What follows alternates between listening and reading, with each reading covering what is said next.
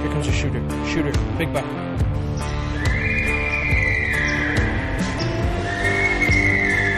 Stag, stag, stag.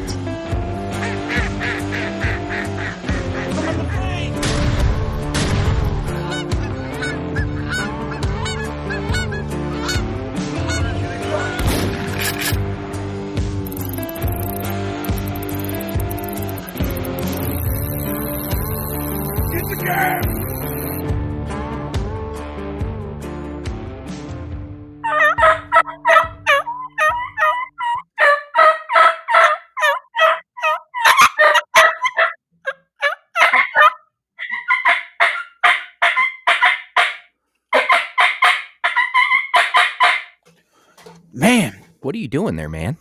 I don't know, dude. This mouth call is insane. I can't get over it. Mouth call's great, but we got work to do. Oh shit! Sorry. Well, I'll tell you what. I'm going to leave the professionalness to Jeff on this one. True story. And this podcast, because I definitely learned a ton. And what he was telling us with sound, something and something, I'm not really sure. I'm going to have to write that down, but. Variety, I think he said, was it velocity or variance or I don't know. But I don't know. He knows it all.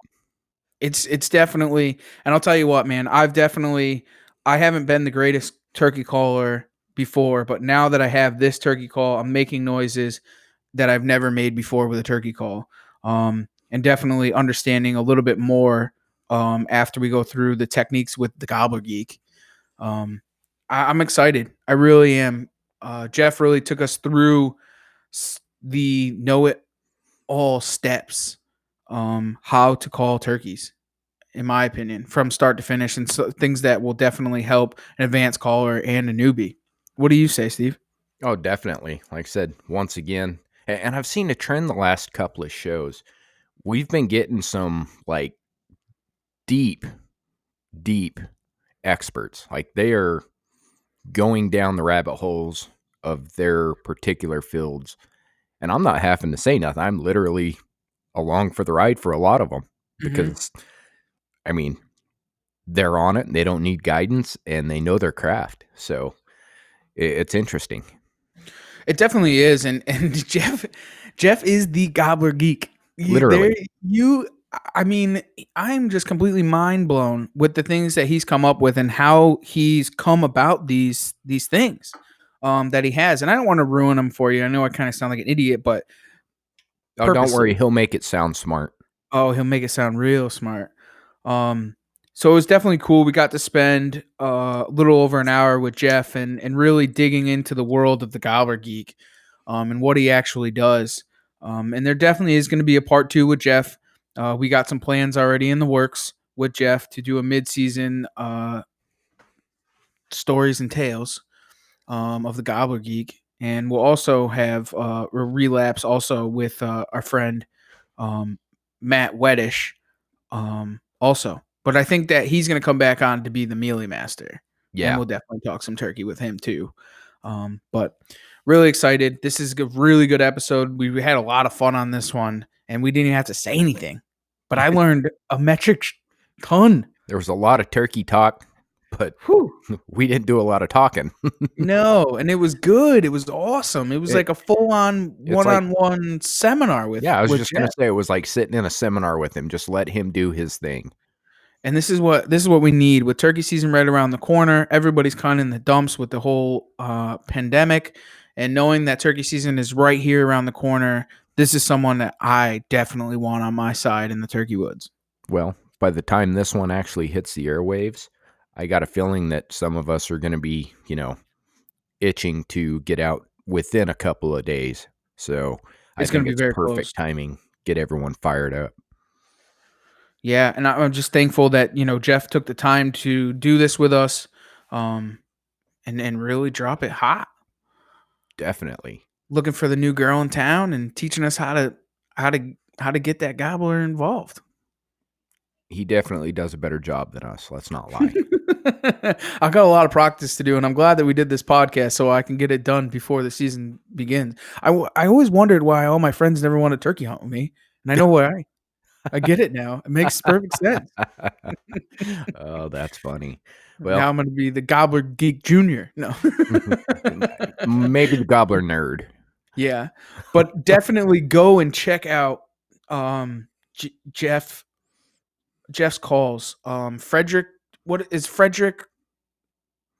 Frederick, FrederickCustomChoice.com. So make sure you get over there and get your mouth call from him. Because if you don't have one yet, you're gonna want one of these. They are definitely one of the most badass calls on the market when it comes for mouth calls, for sure. The noises are real. I know it doesn't sound the greatest through the microphone, but it definitely are. They make perfect sense. they make grown turkeys cry and die. That's the truth there. I'm excited. I know I don't really have the funds this year, but I definitely want one of his decoys for next year. Yeah, those things were definitely interesting. The science and theory he put behind them. He's not making a mold and blowing them up with air. He's not, doing what everyone else does. He actually went in, learned the science, and then built something based on that. And it seems to have great results. So, Yeah, and it's not. I mean, it's better than a stuffer and so on and so forth. Actually, you know what? Maybe if we get the stimulus package. hmm, Now we're thinking. there you go. Now we're I thinking. mean, All right. everything's about support small business, help the economy that way, right? Well, this I guy's about as small as they get. I So, totally agree. And I think he was saying that if you order one of his turkey decoys, you might just get a call with it. So I think that would be a good reason to get another among, turkey call, wouldn't yeah, you say? definitely. And among other options. So, Yeah, totally agree. Well, I think it's enough of us talking about. Oh no, we got to do no, that it's thing not again. enough. There's that thing, the important thing, The most important thing of everything. the only thing that makes this possible, man.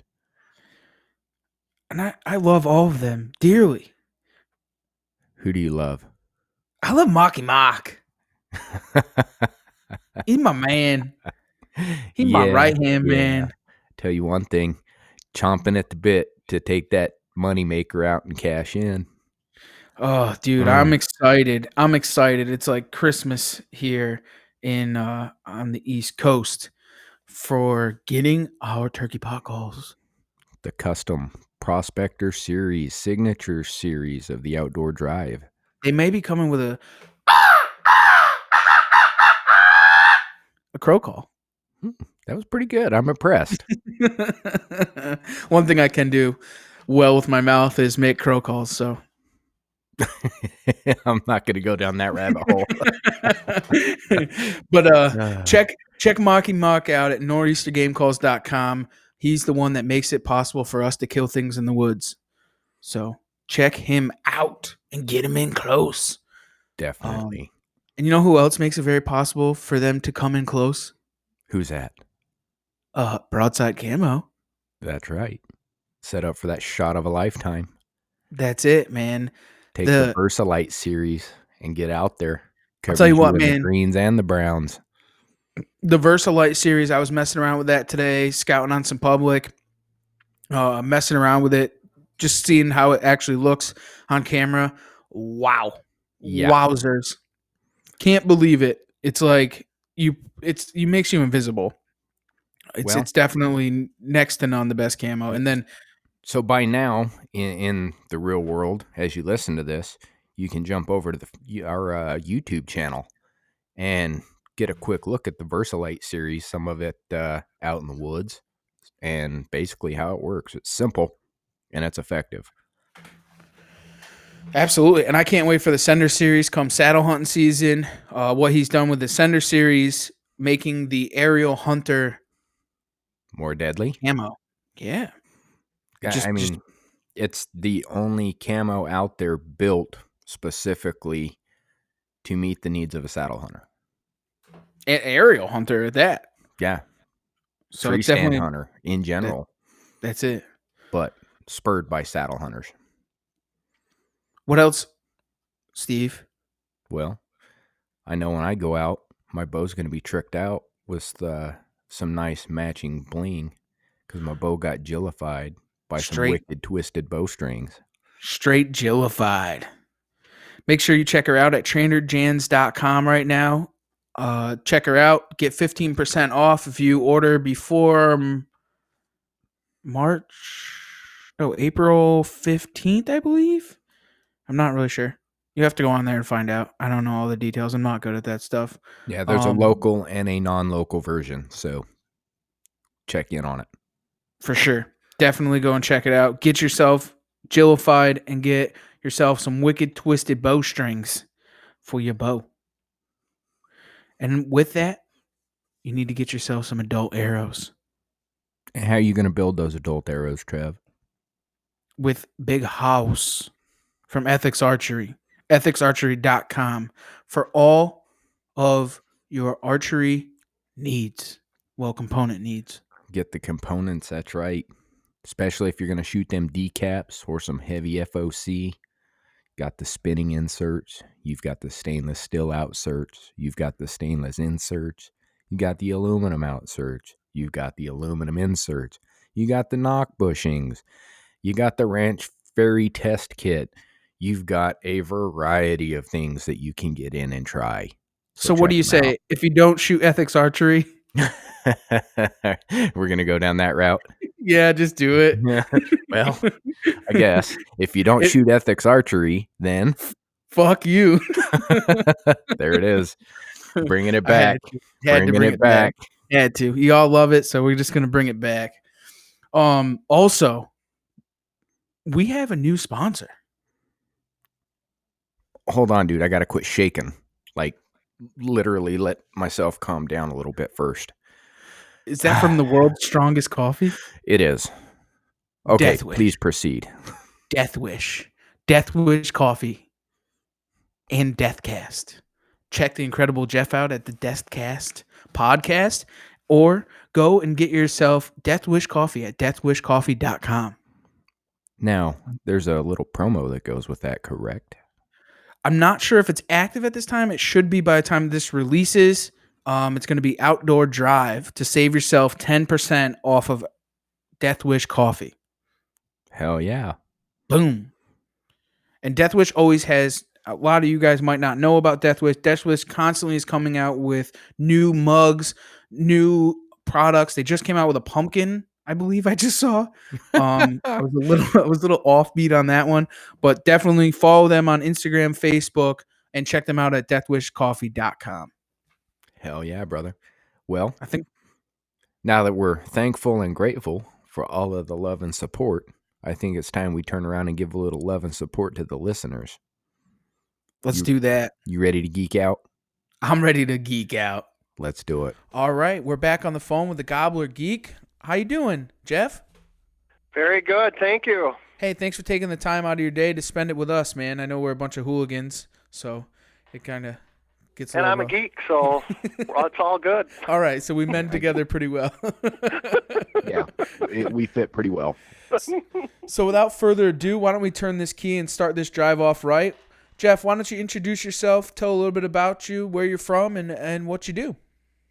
So my name is Jeff Fredrick, and about 7 years ago, I, through, just kind of happenstance, I started my own call company. I had been making turkey calls for friends for probably 20 years now. But just, kind of life situation and job situations, I started making turkey calls. I actually got my start as a turkey call geek back when I was 16 years old. My dad's a taxidermist, and he always competed in, like, the taxidermy competitions, which were always based at a outdoor show. And so here I am, a young taxidermist kid hanging out at outdoor shows, and the booths that I was always drawn to were the booths where these guys were making really cool sounds with a little gadget inside their mouth, and obviously that's what I spent my extra money on. In 1988, I entered my first turkey calling contest as a junior, and I won, so that pretty much sealed my put the nail in the coffin on me. I was a dyed-in-the-wool turkey calling fanatic. And more importantly, though, is my dad and I, so up here in Wisconsin, where I'm from, when I was that age, this was back in the late 80s, only parts of the state had turkeys.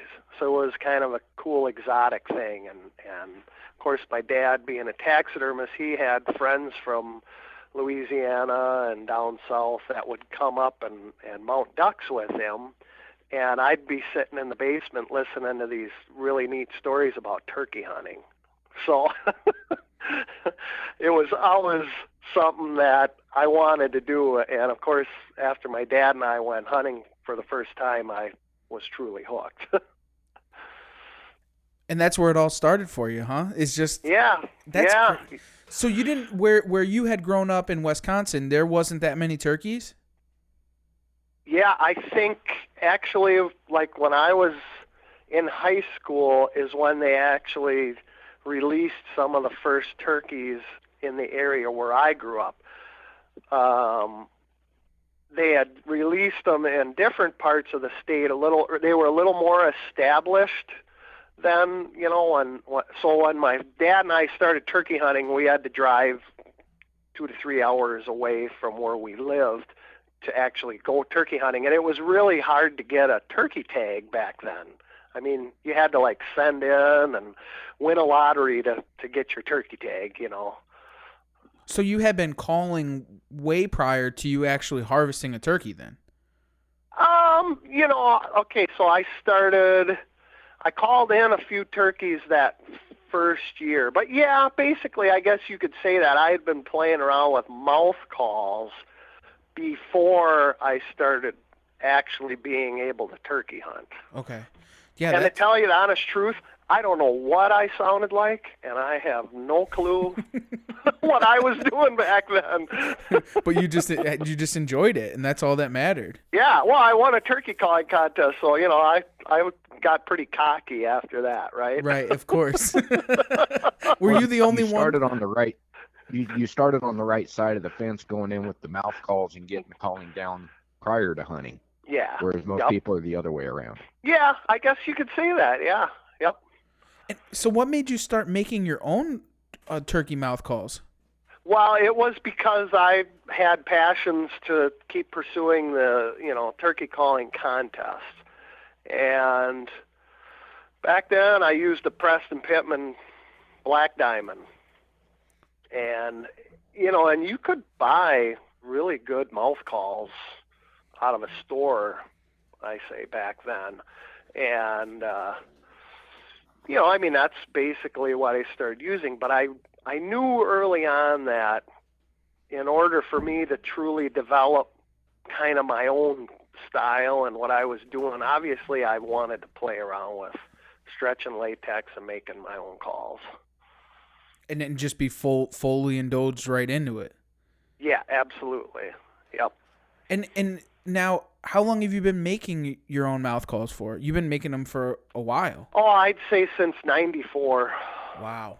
Do the math. I don't know what it is. That's a lot. It's a long time. I mean, back when you had started, was there different cuts in the latex? Oh yeah. Okay, yep. So they still had that. Yeah, there were, a lot of the primary calls that were made were the, Preston Pittman had that Black Diamond. I don't know, that was the first V-cut style I remember seeing. And the cutter style where you tear off kind of the side off of it, that was popular. I think there was a couple Quaker Boy calls. I used some Eddie Salter stack frame calls and big giant things stuck in my mouth, which sounded pretty cool back then. And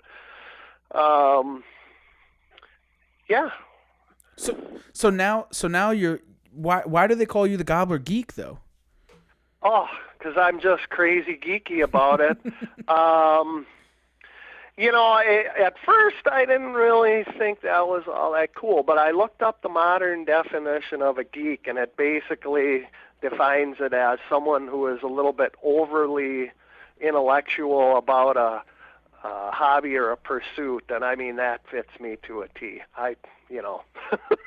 You'll notice as the podcast goes on. I'm sure I'll get geeky on you here. So not only do you make your own mouth calls, but you also are into making your own decoys. Yeah, and that's kind of where the geeky part really started to get tacked on me, because so many years ago I quit using turkey decoys because there were so many times that I would like hear a bird gobble, and I'd be like, oh, I got to get my decoy out. So I'd crawl out into a field, and I'd put the decoy out, and I'd crawl back to a tree, and I'd sit against a tree, start calling the gobbler. And, well, I mean, there were lots of turkeys back then. So the old gobbler's coming in and gobbling at me, and he'd get to a point where he could see that decoy, and so many times I watched them. They'd stick their head up, they'd look at that thing, and then they'd take their wings, and have you ever seen that where they adjust their wings? They set one on top of the other. Yep. You're done. You're done at that point. It's over. And I'm like, geez, if I'd only just left that dang plastic decoy, in the brush, I bet you I could have kept calling and brought them in closer, type of thing. And well, anyway, so what happened then after a few years is I'm a nature lover, bird watcher, all that. I mean, grew up in a taxidermy shop, know, and so I'm watching a PBS program about the life of birds, and it was nothing to do with turkeys, but they're showing these birds like starlings and parakeets. They're showing them under a ultraviolet exposing black light. So it's not like a black light at a nightclub. It's some other special. And so they put this starling under this light, and it glowed. It's like, whoa, what the heck? And then they started talking about, how birds have different vision and how these ultraviolet colors and iridescence means stuff to birds that, and I'm like, the light bulb went off in my head. I'm like, oh, that's why turkeys look at them plastic decoys. So, they scrutinize them, and you can tell they know that something ain't right. And I'm like, okay, well, so for many years, I hunted very successfully without decoys. Then as life went on, I mean, I'm taking my mom, I had one friend who was handicapped, and there were many times I really felt I wanted to use a decoy in our hunting situations, but I always had that in the back of my mind. I'm like, hey, that ultraviolet thing bothered me. So one year, of course, my dad's a taxidermist. I went out in the fall and I shot a hen turkey in the fall, and I had him mount it for me. I drew a picture. I said, can you make this like a decoy? And that was life-changing as far as it goes for me using decoys, because after that point, I never had a negative type of reaction like I was used to seeing with plastic decoys after that. Now, granted, that didn't bring in every single turkey like crazy. I was just using a hen, but man, it definitely was working way better than the plastic ones, okay? So many years later, I had my dad mount a Jake. I started using a male and a female turkey, and that was quite a bit different, because once I stuck the Jake decoy out, then all of a sudden I saw these violent reactions, like the turkeys would come running in and start beating on this decoy, and you couldn't even hardly get a shot at them. And I'm like, whoa, this is cool. Something just changed. And but the biggest problem I had with the mounted decoys is that there were friends of mine who got so annoyed at me that they wouldn't even hunt with me because I was so crazy about keeping them decoy. I mean, my dad mounted them for me, and I know how much work he had in them. If like a Jake would come and start messing with my decoy, even if there was a gobbler like behind it, I'd be like, oh no, I can't let it wreck my decoys, and I'd jump out of the blind and chase it off. Right. Like, no, leave it alone. And so now that this is a long story, right? But I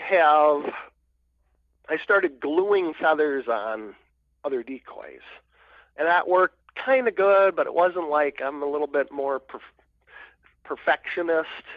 So I actually, about 6 years ago, I made my own forms. I made my own molds. I made my own heads, and I literally make a kind of, I guess you could say it's really hard to describe. It's like an artisan decoy.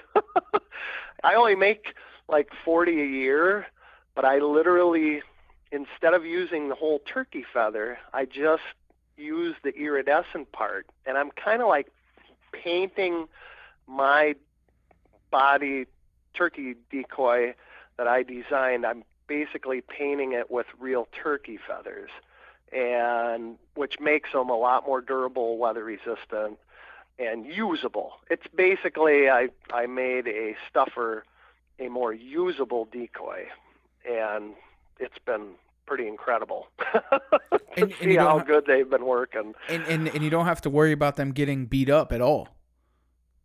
Yeah, I mean, they'll get beat up, but they won't get ruined like a skin-mounted stuffer. Right. Yep. Where you're going to have a lot of, but you're seeing the same reactions to it. Oh, totally. If not even, because I kind of, when I would have my dad mount the decoy, I would always draw him a picture of what I wanted the body posture like, and he'd never do it like I asked. He'd be like, oh, let's do it, hard. Yeah. I didn't have a head like that, and he'd give it. It still worked good, but when I designed my own decoy, I made a real submissive. Everything's got a real submissive, wimpy posture to it, like cowering almost, low head positions, and I just kind of was a gut feel. I had no idea when I first stuck them things out in front of me. And granted, I just mainly made them for myself, right? Right. The violent reactions I was getting out of turkeys. And I mean, I got to the point now where there's many times if a tom and some hens come out in the field, I've had the tom leave the hens to come over and beat up on my tom decoy. Because he's a very no tail up, it's a real submissive pose, and it just drives them crazy. Really? Because I know that you tend to have a problem sometimes if you have another tom in the field, where if that tom's already gotten beat up before, that they're sometimes they'll run the other way, or they won't come in, or so on and so forth. So you're not seeing that with those decoys that you're making. Well, and I have minimized that I've minimized it to the point where it even surprises me how well even I guess I would, and we'll never know as humans, but what I would consider real low pecking order turkeys, which this brings up a really cool part of turkeys that once I started researching and using these decoys, the turkey social world is a very complex, interesting, and unique society, I guess you could say. And the thing that is becoming a little more clear to me, which I'll tell you right up front, I will never fully know. We as humans are never going to actually know all the little cool details that goes on in the turkey flock.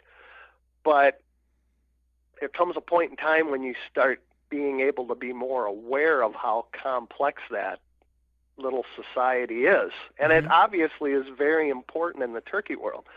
So real quick, I'll just kind of say, when the poults are a couple weeks old, the little baby gobblers are a couple weeks old, they're already strutting, and they're already trying to figure out who's more important than the other one, okay?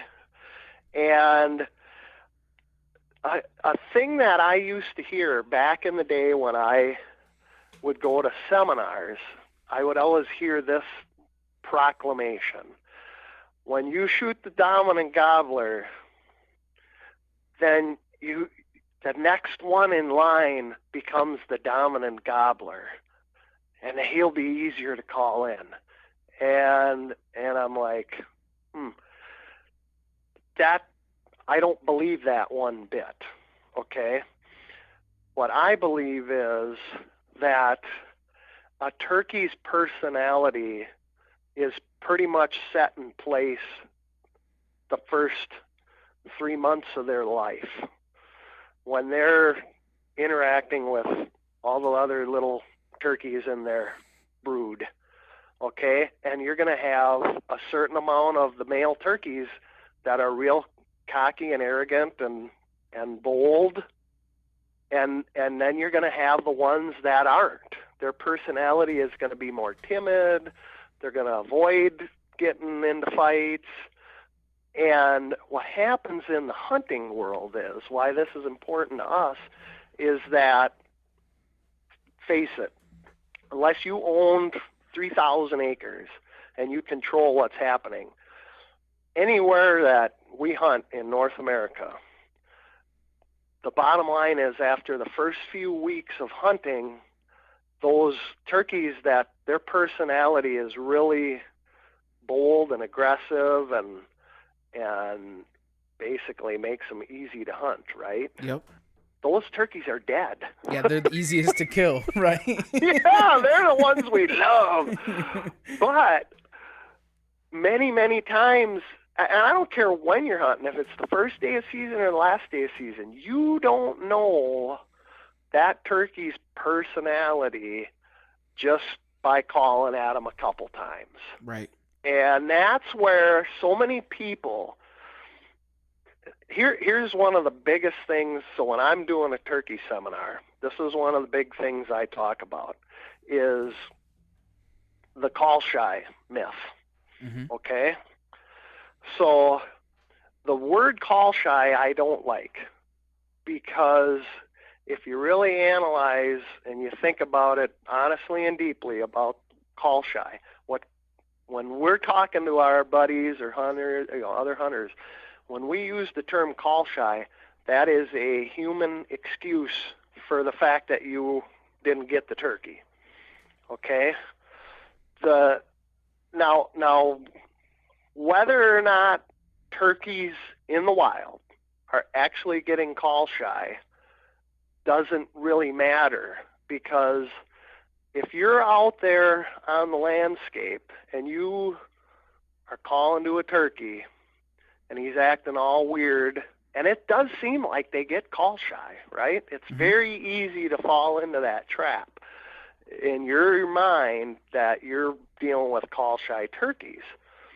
Most likely what is happening is you're working a bird that has a personality that isn't aggressive, that is, he was, when he was a little poult, he was the one that was picked on, right? There's no anti-bullying message from the mama hen turkey saying, you guys don't bully. Right.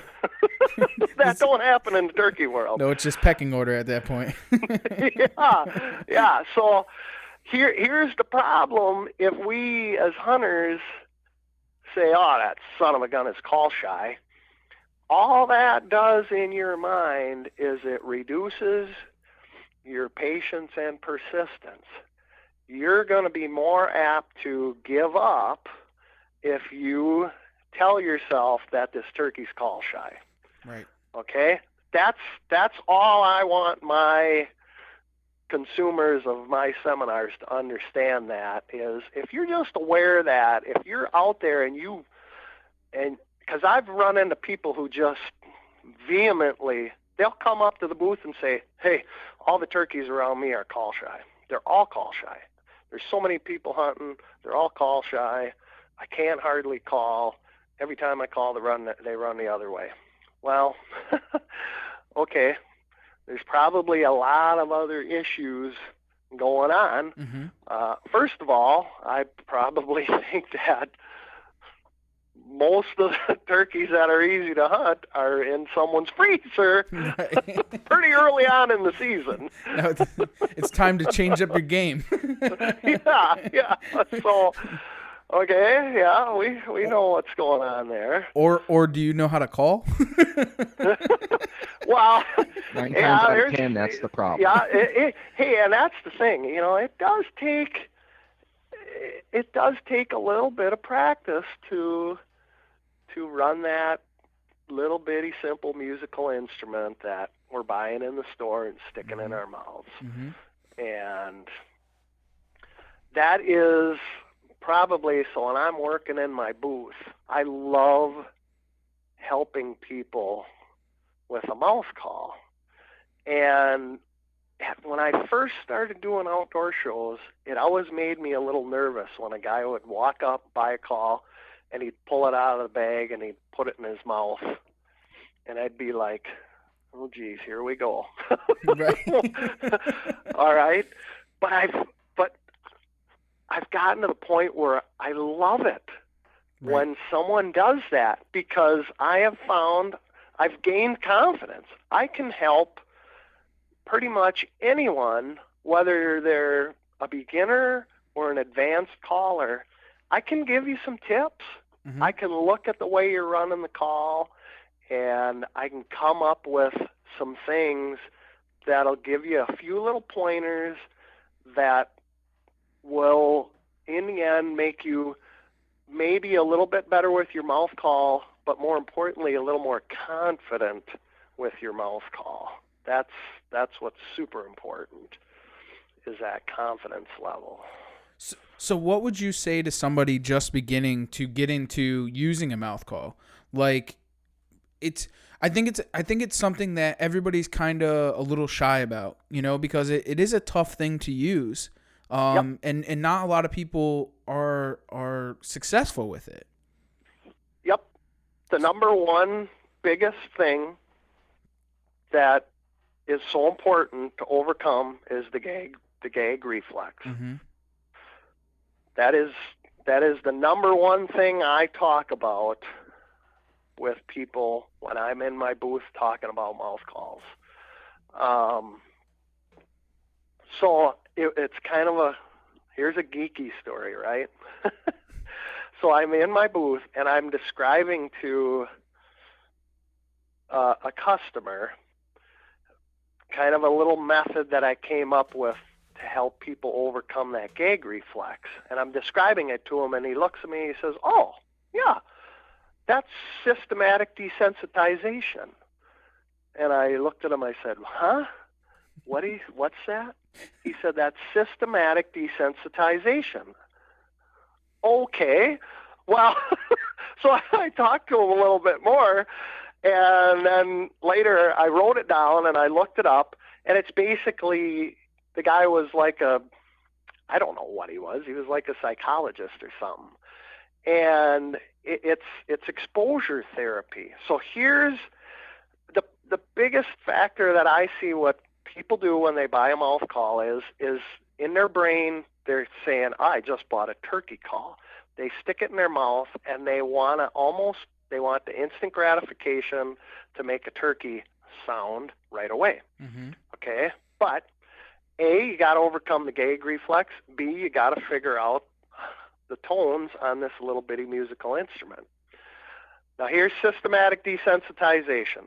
So if you're a person who either has been using mouth calls a long time and you're afraid to put it a little farther back in your mouth because you're afraid it's going to make you gag, this is something you got to work on. And then especially a beginner who, has that immediate reaction the first time they put the call in.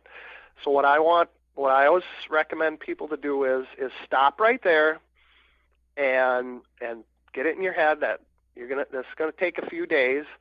But what I want people to do is to put the call just at the very edge of their lips. Just kind of hold it with your lips in your mouth and watch a 1-hour television program or listen to a podcast or do something other than trying the turkey call, because what happens is your brain forgets the fact that it's sitting there on your lips, okay?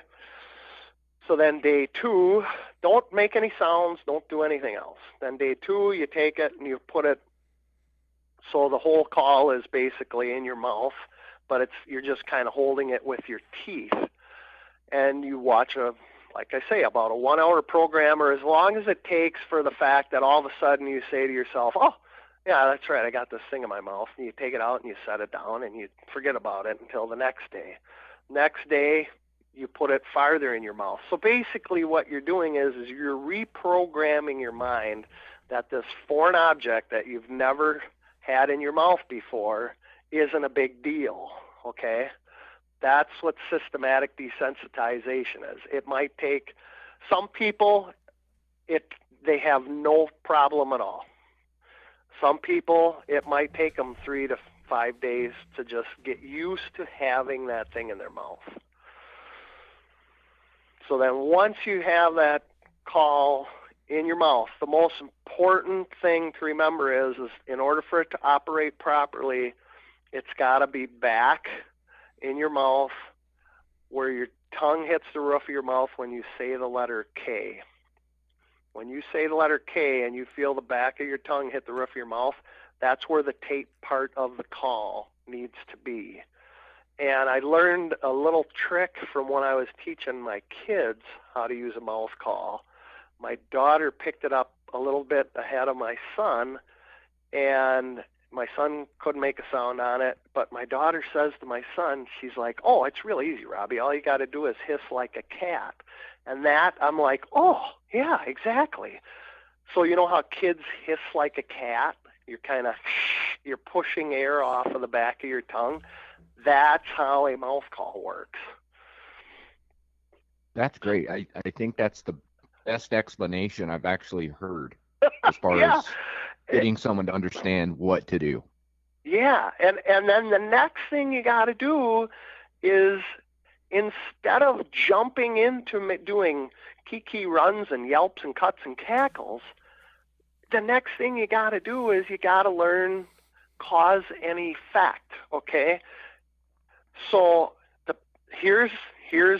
this is the part I love doing in my seminars, because, okay, so my kids are both in band. 2 of my kids are in band, right? And the band teacher doesn't show them a sheet of music, hand them their, clarinet or baritone and say, all right, play this. You got to learn cause and effect. When I blow in this way and I push this button, I get this note. Okay? So it's really super easy to learn cause and effect on a mouth call. So I'll just demonstrate. Now this is the part I tell people. I'm like, okay, so I'll admit it can be just slightly annoying when my kids are practicing their band instruments, but you do it, right? Because you want them to learn the instrument. Absolutely. So you got to just say up front to your family members, like, all right, guys, I'm going to be making some weird sounds with this little gadget I got. Okay, so here's the best thing to learn how to become a better turkey caller, even for an advanced caller.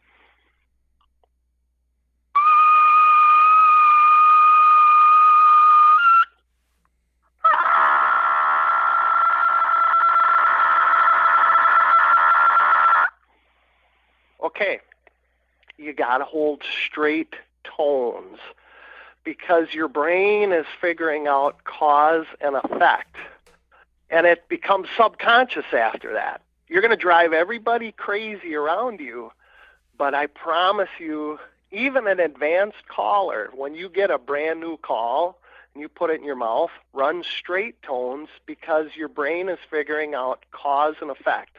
When my tongue is in this position And it's important to hold that straight note as long as you can, because what you'll notice is when you first start doing it, the note is going to waver up and down. The more you can hold it pure and steady, the more your mouth is starting, your brain is figuring out. Think of it as like a duck or a goose call.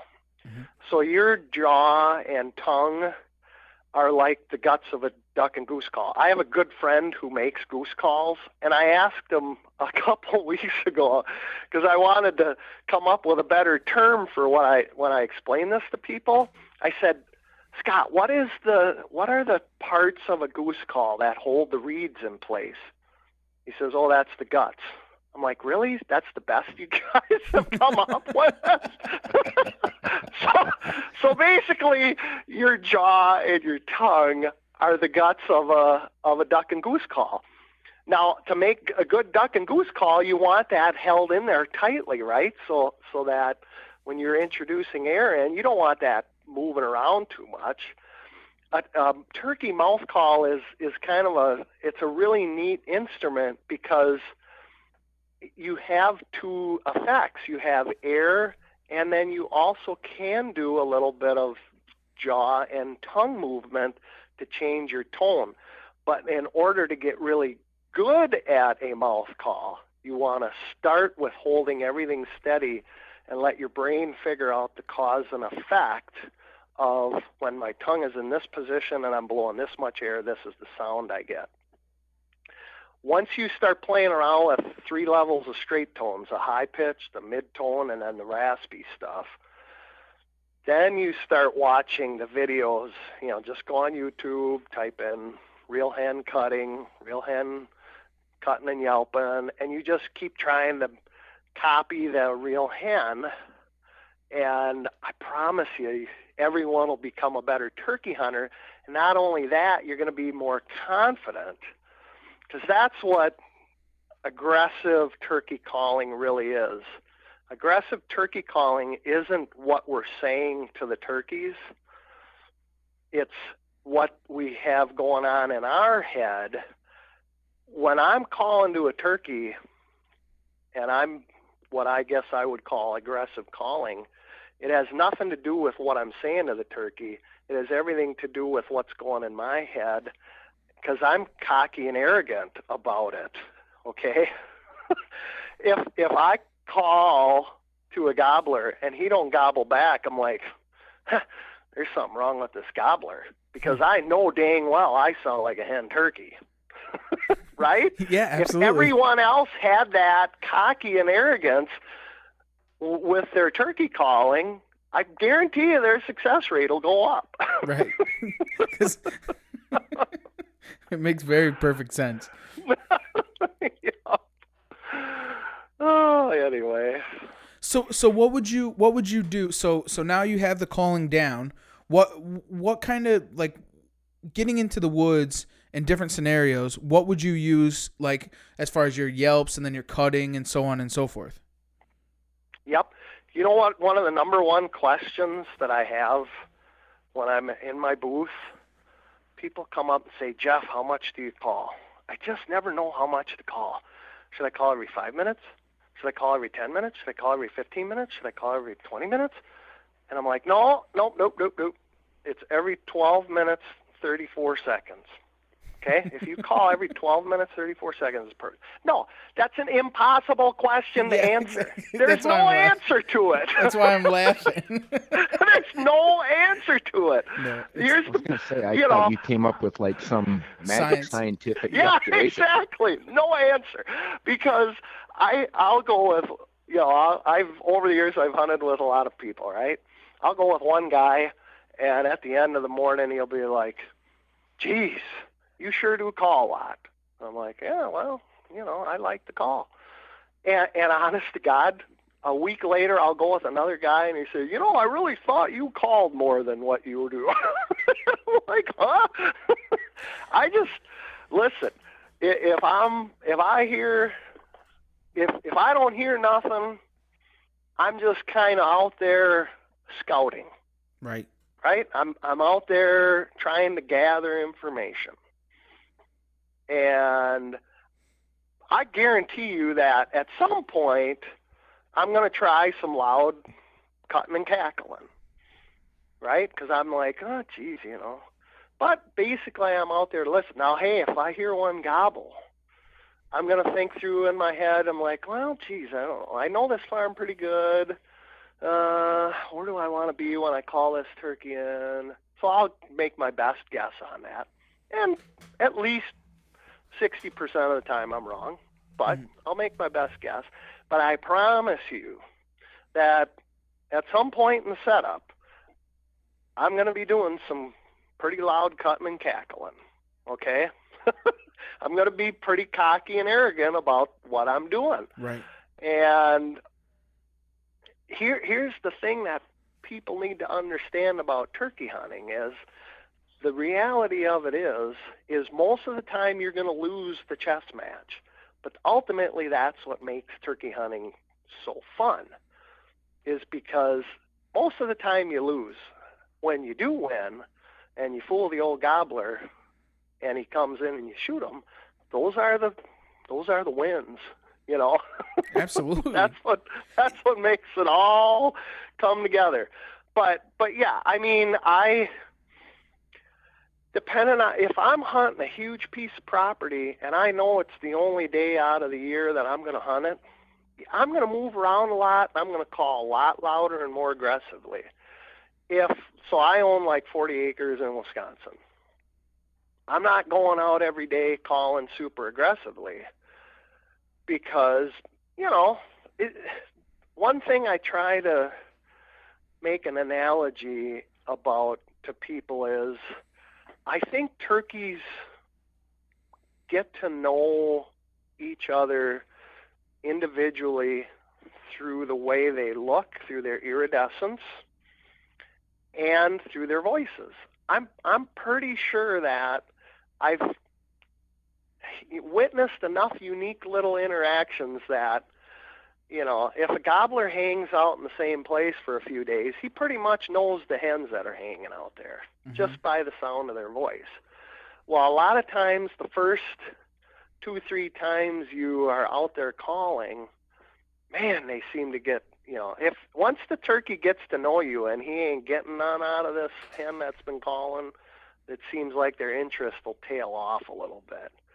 But I guarantee you that if a tom is on my land, the way I'm going to actually finally get him to come in is I'm going to still cut and cackle at him a little bit, but I'm going to be just a hair more conservative about how much I do that on my 40-acre piece than if I'm going somewhere where I've got a 400-acre farm and I know it's the only day that I can hunt there. Then I'm going to approach it way more aggressively and cast a lot of sounds out there. Because you want to find that, and not only that, like it in the aggressiveness, you're going against science in itself, because a lot of people don't realize is that the gobbler is calling the hen to them. Yep. And I mean, I like that thing that we tell beginner hunters. But the reality of the turkey life is it's so much more complex than that. Do I believe real toms go to hens calling? I've seen it hundreds of times. Otherwise we wouldn't get many turkeys at all. So right. There are gobblers on the landscape out there looking for hens, and they're interested. They hear this hen cutting over in this draw. They're like, ooh, I better go check this out, And but kind of in general, that's a very general term. So yeah, it's kind of true, but you got to understand when you're out there and you're squawking like a hen, there's a real good chance that there's turkeys out there hearing you, and they're like, oh, I think I better go check this new hen out. She sounds cool to me, you know? Absolutely. Old raspy hen over here. Let's go check her out. You know? What? I haven't heard her in the area before. She must have moved into town. Yeah. We all like the new girl in town. That's it. and that's I mean, you hear the hens in the woods sometimes, especially when you're hunting, and they're just loud, and you're like, shut up. Why? I can't believe that you're actually making that much noise. And when that first experience had happened for me, I was like, wow, I guess I don't call enough. Because you listen to it, and that thing just went on and on and on and on, and I'm like, wow, they do make that much noise. Yeah. I mean, I tell people a lot is like, you know, they're like, oh, a lot of people say, I even had a guy, so I did a seminar 3 weeks ago before they shut all the shows down, and it was a Sunday morning. I had one guy come to my seminar, and so we were able to just sit down and kind of talk. And my seminar was called Aggressive Turkey Calling. So he comes to the seminar and he tells me this thing. He's like, yeah, you know, I just never know if I'm calling right. He's like, you know, I like to make a lot of noise, you know, a lot of times. And he says, I kind of do what I've heard hens do, but I just don't know if that's the right thing to do.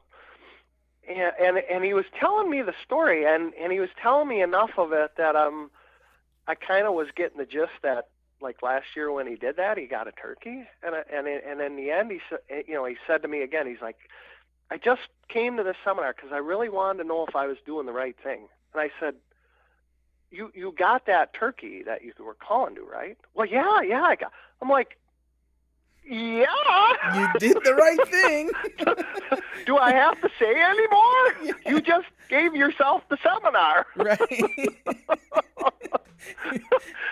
Bingo. If you're successful, you did the right thing. Yeah. So here's something I think is so funny. Okay, so many years ago, when a bunch of dudes are sitting around and they're making turkey calls, the first thing we humans wanted to do is figure out who's better at it, right? Right. Thus, the turkey calling contest. So once we started doing that, we humans named the different sounds that turkeys make. Right. Okay, we're all familiar. Yelp, cackle, cutting, kiki, run, you know, all these, we put human words associated with the turkey sounds. Unfortunately, as soon as we did that, us turkey, like the Gobbler Geek, right? Mm-hmm. Us turkey experts, that's air quotes, us turkey experts were going and doing seminars, and we felt compelled to tell people what that meant, okay? So we're like translating, okay? And it's hilarious because I won't say what video it was, but I watched just the other day a YouTube video because the title was Turkey Sounds and What They Mean. And I'm like, oh, I got to watch this. And it was the same thing I heard 30 years ago when I went to my first seminar. It was like, well, so a yelp means, hi, here I am, and I'm having a good day. Or, you know, I don't know. It was something funny like that. And then a cluck is, I'm here, you know, where, you know, and I'm like, oh, my God. Here's what I will admit to you and the whole world. I've been a contest caller since 1988, and I will admit I have no idea what it means when a turkey says this to another turkey. We never will know. We're human beings, okay? That is, you know, as a turkey expert, we think that we need to tell people, well, this is what this means. And the reason I figured this out is because I have witnessed so much complexity. You know, here's a couple of prime examples. So when I went to my first seminars, they'd always say, well, here's the deal. So you got the cluck, and then you got the alarm putt. Yep. What you never want to do the alarm putt, right? Because that's an alarm turkey. That's the big red button you don't push. Oh boy, don't do an alarm putt. And I'm like, I'm scared to death. I'm like, oh geez, So I'm out there and I'm always thinking I'd be cutting a little bit or clucking. I'm like, God dang, I don't know. Am I doing an alarm putt? Oh geez, I don't know. Boy, I sure don't want to spook them. And it's like, it was always like a little stress. I'm like, God, I don't want to do an alarm putt. Well, let me tell you, over the last 33, 34 years I've been turkey hunting, you know what has happened to me many, many times? I get a hen that comes in close to me, spots me sitting against a tree, and starts alarm putting. So then I start putting at her, right? I'm just like, oh boy, I got to do something. So I'm putting and she's putting, and all of a sudden, gobble, gobble, gobble, turkey gobbles. So then I'm putting more and she's putting more and the turkey gobbles. Pretty soon, all of a sudden, here he comes. I'm like, well, I'm doing the alarm putt. What? How could this work? Oh, and the other one that I think is hilarious is the Kiki run. So 30 years ago when I went to my first seminar, they said, okay, the Kiki run is the sound of a young turkey, and it's a fall call, and you do the Kiki run when the turkeys are lost, and, it's like, okay, well, it's obviously nothing I really care about because I do mostly spring hunting. You know what I do an awful lot when I'm spring turkey hunting? Kiki run. Yeah. Boy, okay, here is the key. Now, there are guys who are really good at calling in turkeys. Mm-hmm. And what I've identified is some of them may even think they know what they're saying to turkeys, but they don't. I hate to break it to them, but they don't know what they're saying to turkeys. But there are guys who are really good, and you want to know what I've identified in the people who are good at calling in turkeys? And many of them are contest callers because we're forced to do this. They have a lot of variety in their calling, okay? So they can yelp, they can cut, they can cackle, they can kiki run, they can do a lot of different sounds. And they can do them really loud, and they can do them really quiet. And they can do them with a lot of intensity, and they can do them with less intensity. That is the important factors in turkey calling. It's variety, volume, and intensity. Those are the things that make it seem like some people know what they're saying to the turkey. Like, hey, I am a hot, slutty hen, and you need to come right on over here. But we aren't actually saying that to a turkey, okay? So what would something like that sound like? Like the intensity, like the volumes and the intensity, like what would that sound like? You got to have a call with you, right? Yeah, I sure do. I figured All you right, probably had one in the mouth the whole time. Yeah. So here's some. Now the reason variety and volume and intensity is important, and I'll just kind of preface this, is that, okay, so we all heard the term nose blind, right? Mm-hmm. Okay, you go over to someone's house, and you're like, whoa, oh, geez, kind of smelly in here. And if you're a bold person, you'll say, what is that smell? You're like, what do you mean? I don't smell it. Okay, and then have you ever been to like someone's farm where they got like a windmill that squeaks constantly? Uh-huh. I have. And you say to the person after a couple hours, like, how can you stand that squeaky windmill? And they're like, oh, what do you mean? I don't even notice it. Okay? So it's kind of the same thing, I kind of think, with turkeys, where if you go out there and you just do the same thing over and over, and I'm telling you, people are terrible at this. They will yell 5 times and the same intensity and the same volume, and they'll yell 5 times and cluck twice, or whatever. And they do it over and over and over and over and over and over and over and over. And you know what? The turkey might have listened to that the first 3 times, but he ain't listening to it anymore. This is why variety and volume and intensity is important. And this is the answer to how much should I call, okay? If you call with a lot of variety, volume, and intensity, where you're calling real loud at sometimes, and you're calling real quiet, and you're doing a few key runs, and then you're doing some yelping, and then you're doing some purr. If you do that, and you feel the need to call for 4 hours straight, go for it. Right. Okay?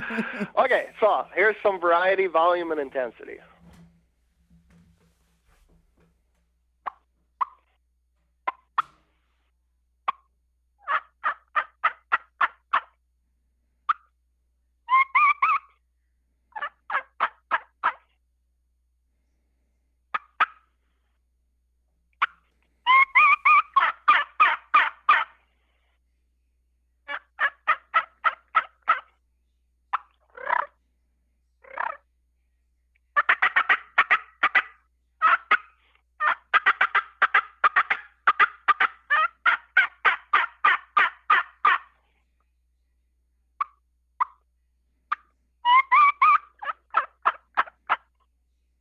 Okay, well, so right, I condensed that into a little short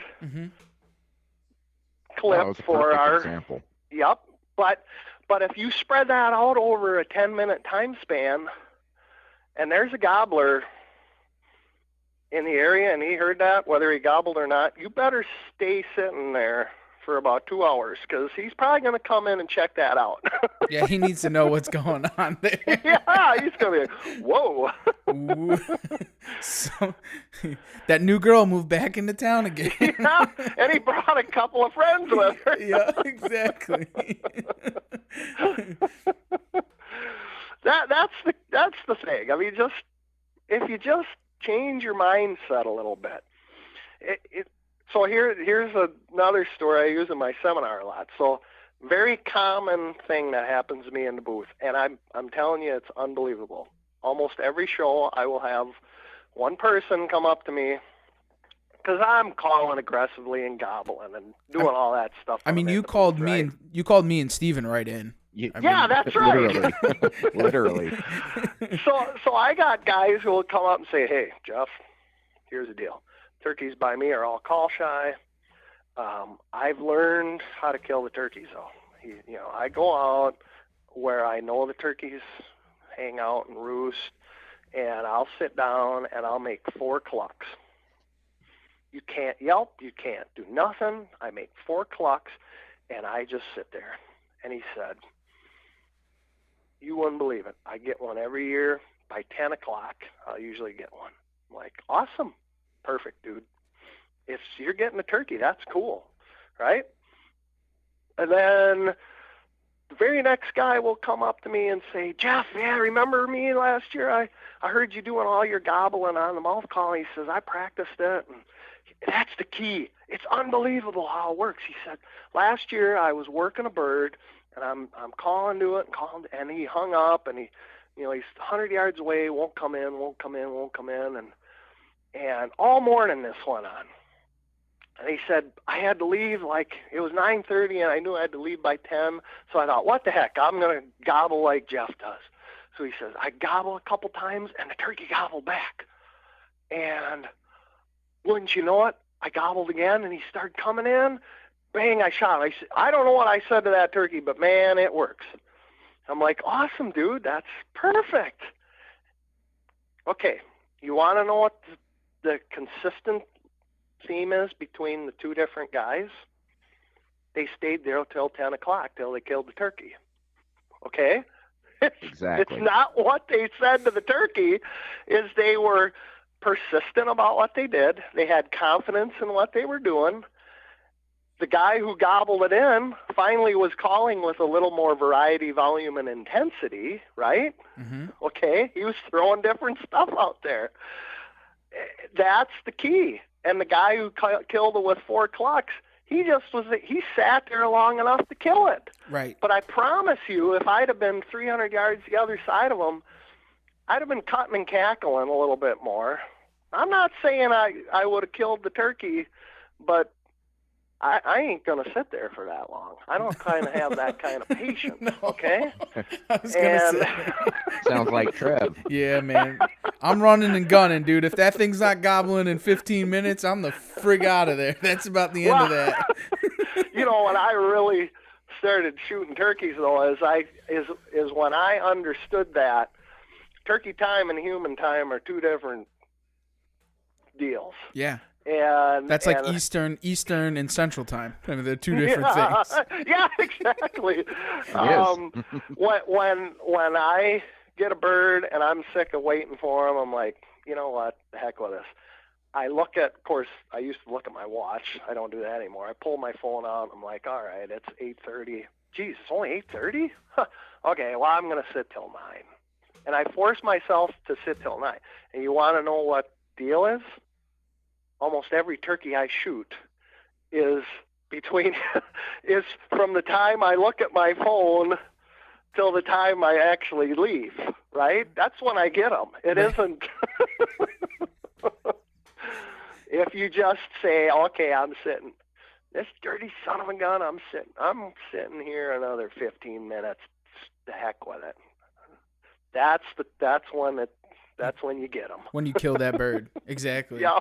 Speaking of time, I do have one question with it, because there's something, I know that Steven has a little bit of trouble with it, but it's something that's new for me, and I know that I'm going to have a lot of trouble with it, is they just opened in our state being able to hunt until sunset.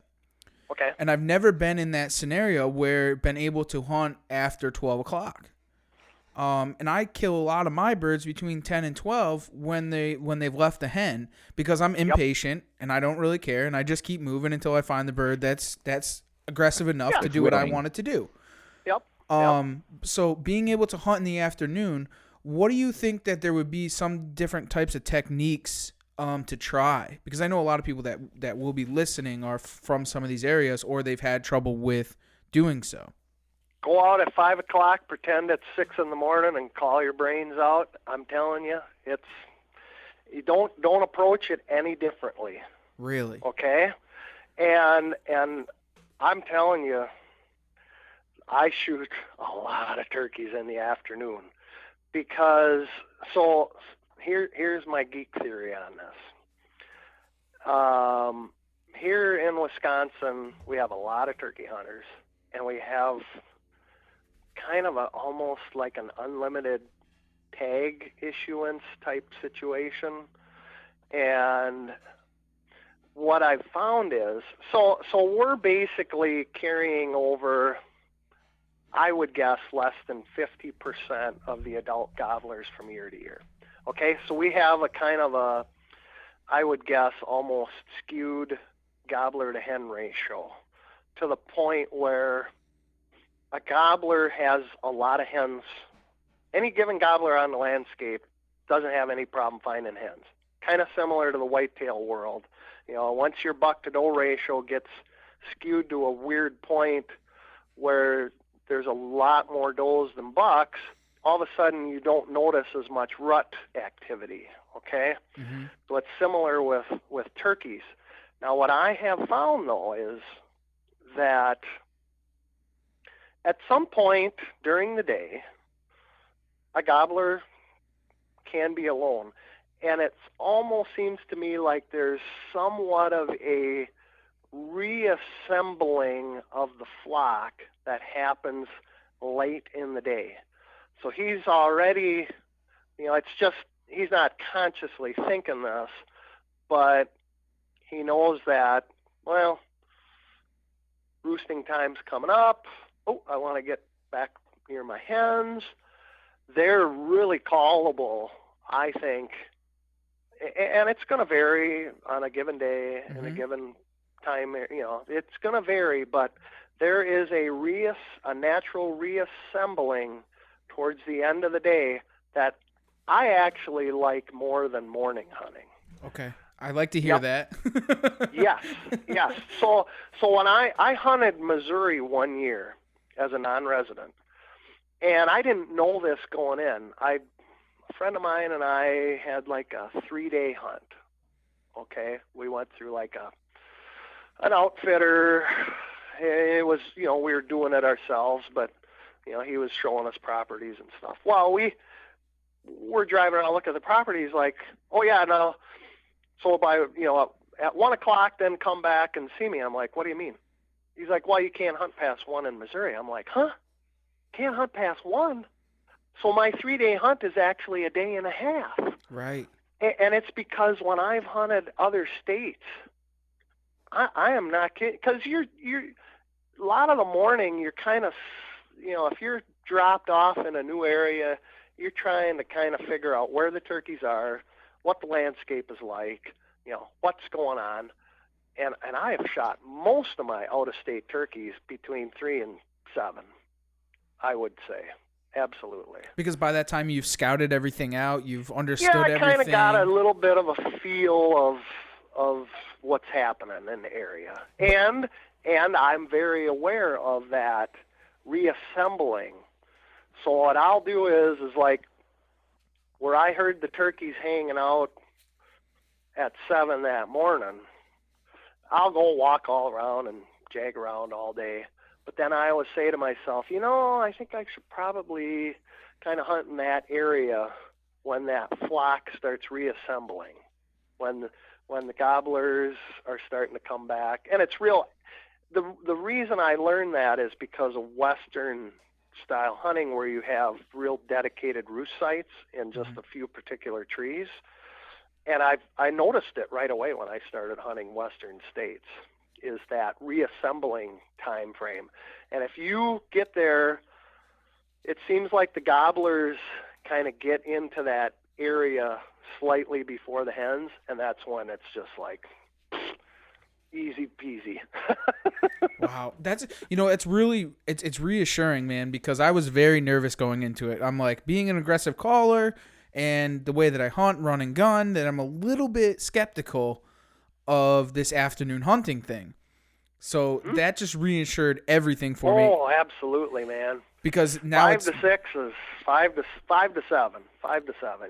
Which, as the spring progresses, it gets light at 4:45 and it gets dark at 8:30. So yeah.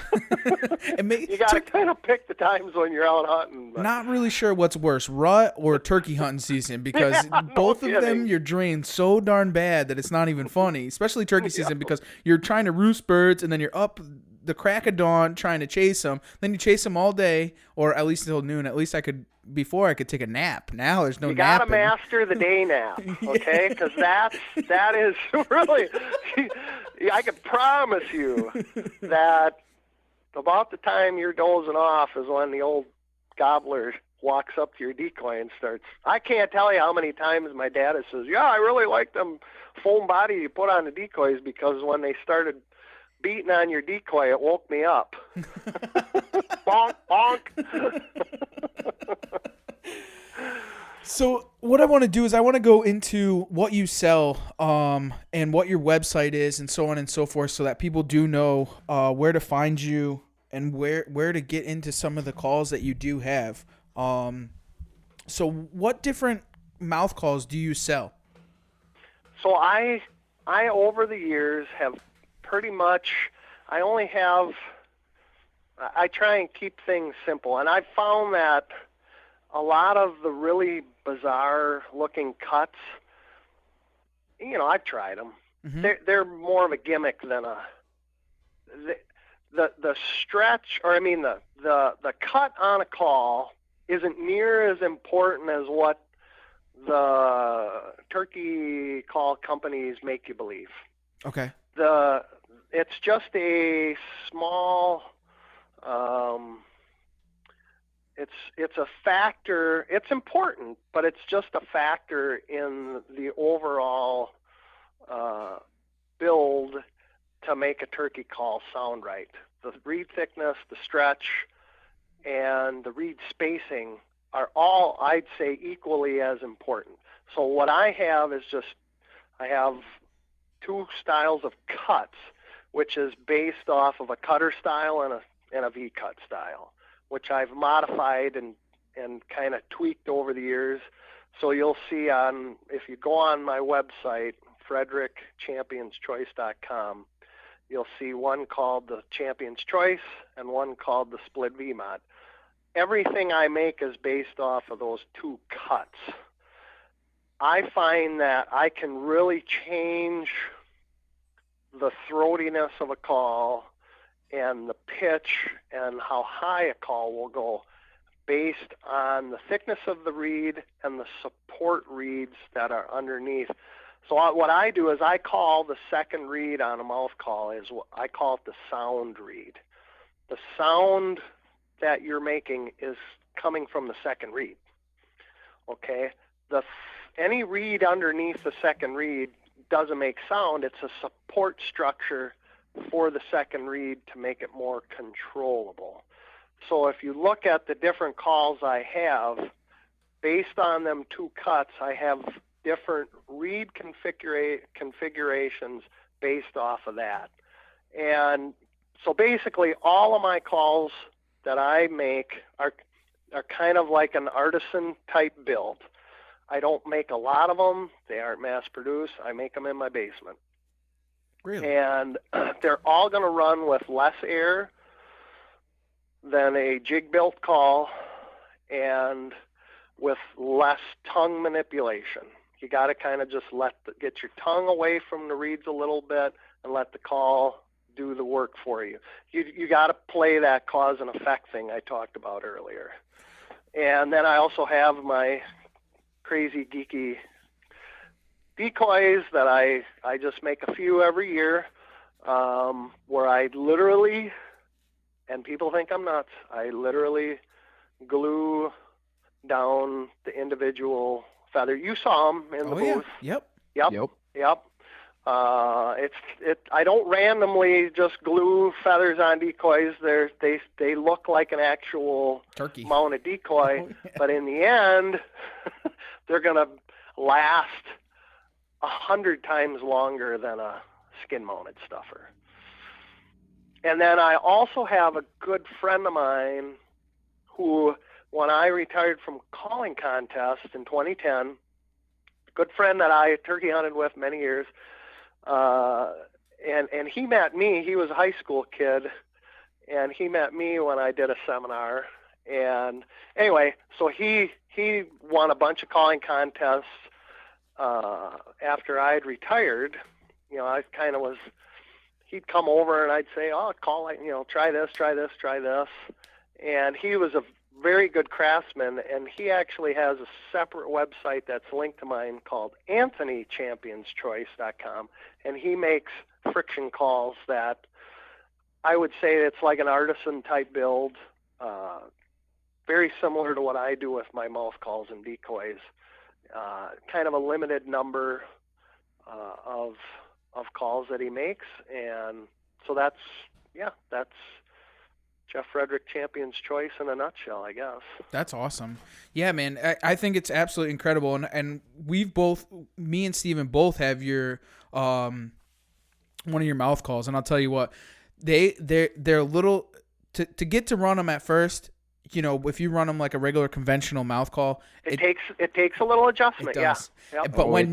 But but when you get it, it is by far the best mouth call that I've ever ran in my entire life. And now hands you're down. making me blush. No, this is the truth, because I have drawers full of mouth calls, like of different kinds, different types, and you run it in the raspiness and it's so clean. It's by far none. And I'll tell you, this is quick story. This afternoon we went in scouting for whitetails, because I do a ton of shed hunting and scouting, and I always have two calls. I pick two calls to run for the season. One of them happens to be yours, and one happens to be a Fox Pro. And we were in there, and there was a bird hammering, and it's on public land, hammering and hammering and hammering and hammering, and I couldn't take it. It was driving me nuts. So I grabbed the call out of my pocket, and in a matter of about 3.5 minutes, I got it all on film. This thing is strutting right in front of me. That's awesome. I had to mess with him. I had to see what it was all about, but he could not resist, man. I hit that call and he hammered, then he hammered, then he hammered, then he hammered, and I hit it again and he was in my lap. It was like, it was something else, dude. I really like the call. And when you had hit the call and me and Steven were walking away and you did that gobble and then you did a little sequence, I was sold. I couldn't believe that mouth call. It's next to none one of the best mouth calls I've ever heard. Thank you. Well, and so a few years ago, I kind of, as my the demand was, I was an art director at a sign company, and the demand just through word of mouth, the demand was exceeding kind of what I could do, and I'm like, okay, I got to switch the way I do things, and I was gonna make them the way the other people do, and I learned in short order from my close friends that that's not a good idea. Right.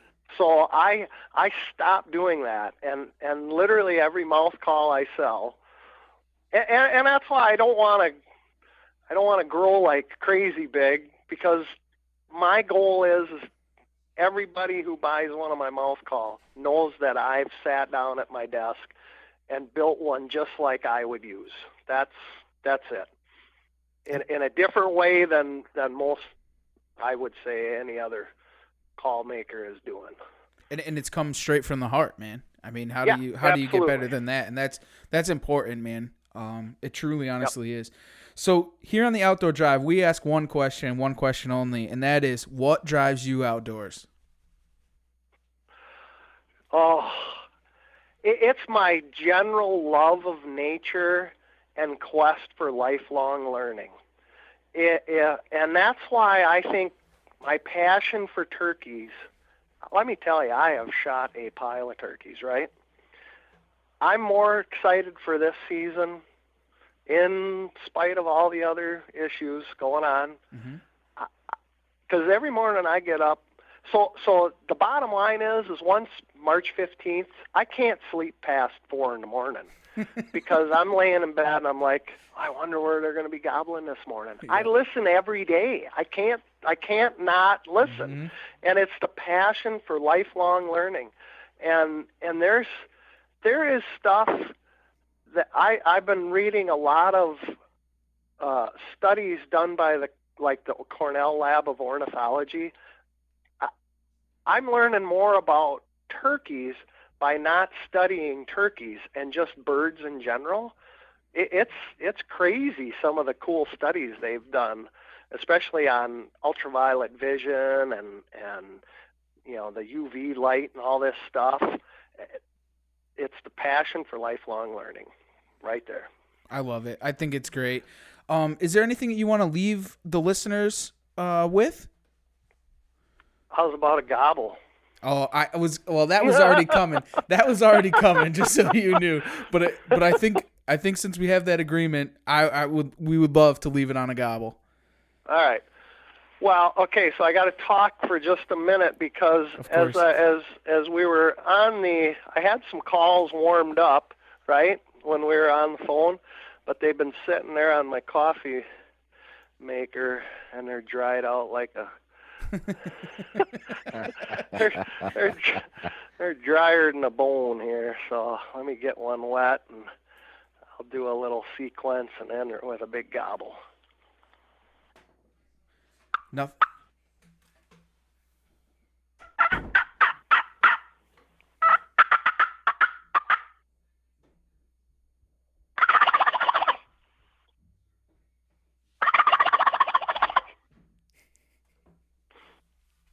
Still a little dry, but there you go. Yeah, she runs. That was beautiful, man. That was great. Nothing better than that, man. You sold us on it that way, so figured sell everybody else on it. Yep. Yeah, so anybody out there listening, if they're interested in reaching out and trying out some of these calls, what's the best way for them to go about doing that? The best way would be to go on my website, FredrickChampionsChoice.com, FREDRICK, championschoice.com. I take my orders. My wife and I set up my website. Don't expect big and flashy, okay? That's all right. Small operation, but it's set up through PayPal.